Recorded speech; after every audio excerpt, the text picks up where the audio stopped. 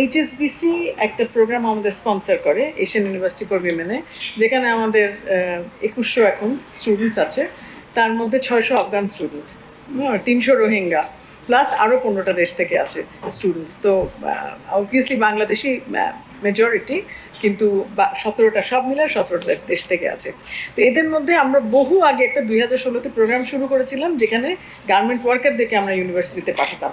এর মধ্যে অনেকে কাজ করেন অনেকগুলো প্রতিষ্ঠানে, যেরকম ব্যাংকে আছে, কেউ কেউ তার নিজের প্রতিষ্ঠানে ফেরত গেছে, কেউ উদ্যোক্তা হয়েছে, এরকম অনেক আছে। হ্যাঁ, কেউ বিদেশে মাস্টার্স করতে অনেকে গেছে। তো সবাই কিন্তু লিটারালি বেয়ার মিনিমাম ইংরেজি শিখে আসে, কিছুই জানে না একটা গার্মেন্ট ওয়ার্কারের কাছে কী আশা করেন, কিন্তু তারপরে তার পরিবর্তনটা সাংঘাতিক হয়। তো আমাদের এখানে কয়েকজন আছে, ওদের সাথে কথা বললেও বুঝবেন। এবং আমাদের এই এতগুলা গার্মেন্ট কোম্পানি সবাই সাহায্য করে পাথওয়েজ প্রোগ্রামকে।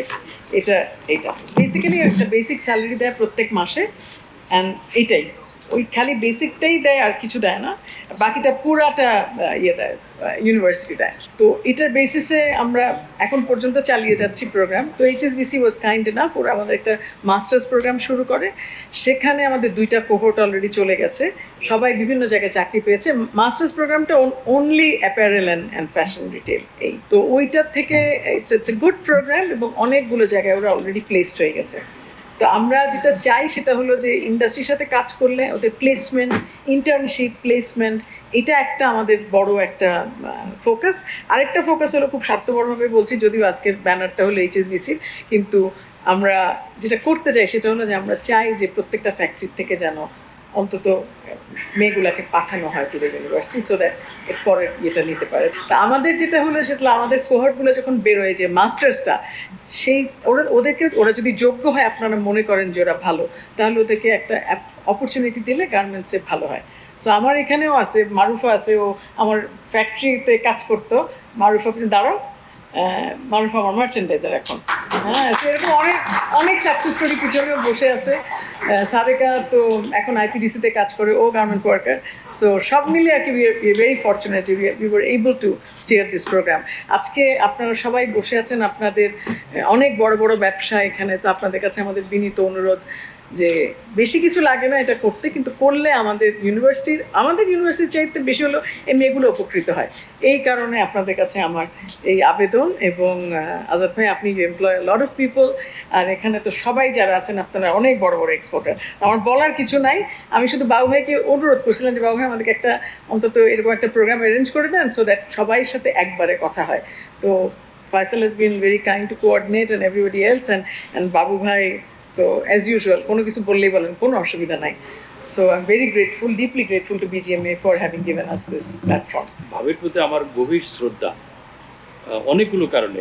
আমার ব্যক্তিগত কারণে, আনিস ভাইয়ের কারণে, এবং আমি সবসময় মিস করি একটা লোককে, সেটা হলো আনিস ভাই।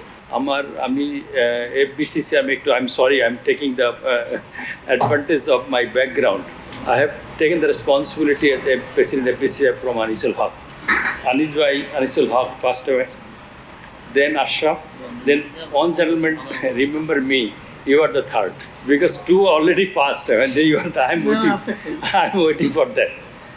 And on occasion, she invited me at her house, a couple of students from Oman University.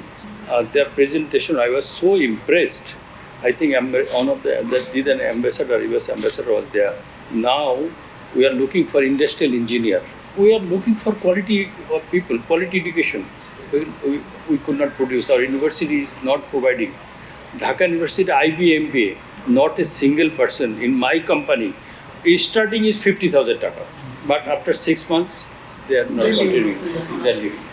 Because quality education, BUET student, quality education there. They are not continuing in garment sector. They don't want to continue in garments. They don't see any future. If we can show them future is there, definitely they will continue. I am impressed. Couple of our next generation are here.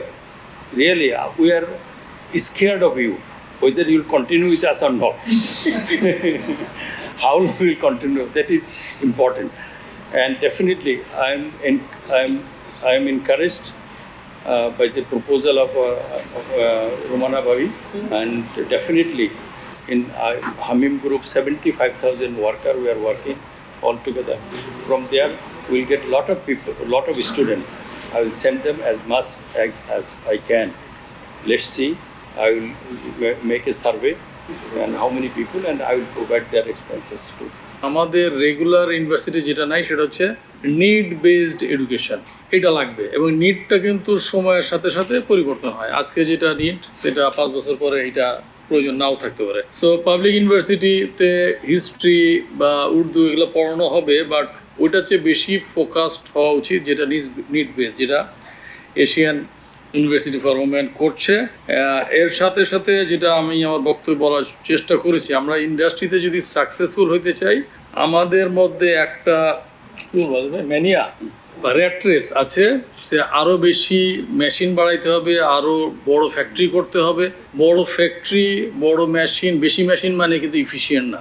আমরা যদি really efficient হইতে চাই তাহলে আমাদেরকে human রিসোর্সে invest করতে হবে, যেটা আমরা এখন করার চেষ্টা করছি, যেটা আগে বুঝতাম না। আজ থেকে 10 বছর আগে ইন্ডাস্ট্রিয়াল ইঞ্জিনিয়ারের কথা বললে আমাদের যে ট্র্যাডিশনাল ম্যানুফ্যাকচারিং যারা আছেন, পিএম, জিএম, লাইন চিফ, তারা খুব প্যানিকড হয়ে যেত এবং কনফ্লিক্ট করতো। কিন্তু এখন কিন্তু তারা বুঝছে যে এটা প্যানিকড হওয়ার কিছু নাই, একজন একজনকে সাপ্লিমেন্ট করছে। তো সেই জায়গাটা লাগবে, সেই ইনভেস্টমেন্টটা বিজিএমইএ উদ্যোগ গ্রহণ করবে। শুধু তাই না, আমাদের যে ইউনিভার্সিটি আছে বিইউএফটি, এখানেও কীভাবে আরও ভালো হিউম্যান রিসোর্স তৈরি করা যায় সেটা নিয়ে আমরা কাজ করব।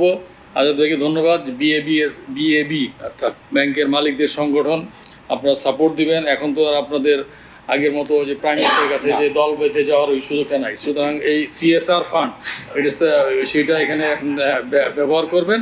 লাস্ট আর নট লিস্ট, এটা আমাদের জন্য সবচেয়ে বড় চ্যালেঞ্জ, আজাদ ভাই প্লাস আমরা যারা এখন বয়স হয়ে গেছে, আমাদের সাকসেশন প্ল্যানটা খুব প্রপারলি করতে হবে। এত কষ্ট করে ইন্ডাস্ট্রিটা আমরা সবাই মিলে এই জায়গায় এসেছি। অনেকে হারিয়ে গেছেন, অনেকে এখন স্ট্রাগল করছেন, অনেকে খুব ভালো করছেন। এর মধ্যে একটা জায়গায় আমাদের সবচেয়ে বড় চ্যালেঞ্জ, সেটা হচ্ছে আমাদের প্রপার সাকসেশন প্ল্যান নাই। তো জোর করে তো আমাদের নেক্সট জেনারেশনকে আনা যাবে না। নেক্সট জেনারেশনকে আনতে হইলে এই ইন্ডাস্ট্রিটা যেন ডিগনিফাইড জায়গায় থাকে, অ্যাটলিস্ট যেন আমাদের সন্তানদেরকে বিনা কারণে মেলাইন করা না হয়, সেই জায়গাটা নিয়েও আমাদের কিন্তু কাজ করতে হবে। তাইলে কিন্তু আমাদের এই হিউম্যান রিসোর্স কাজে লাগাতে হবে। Last not list, not necessarily যে ফ্যাক্টরির যিনি কর্মী ছিলেন ওই লেখাপড়া শেষ করে ওই ফ্যাক্টরিতেই জয়েন করতে হবে, বিষয়টা এমন না। এবং ওই সেক্টরেই থাকতে হবে এমন না। বাংলাদেশে যে কোনো সেক্টরে কন্ট্রিবিউট করলেই আমরা মনে করি যে আমাদের এই ইনিশিয়েটিভটা সাকসেসফুল হয়েছে বা হবে।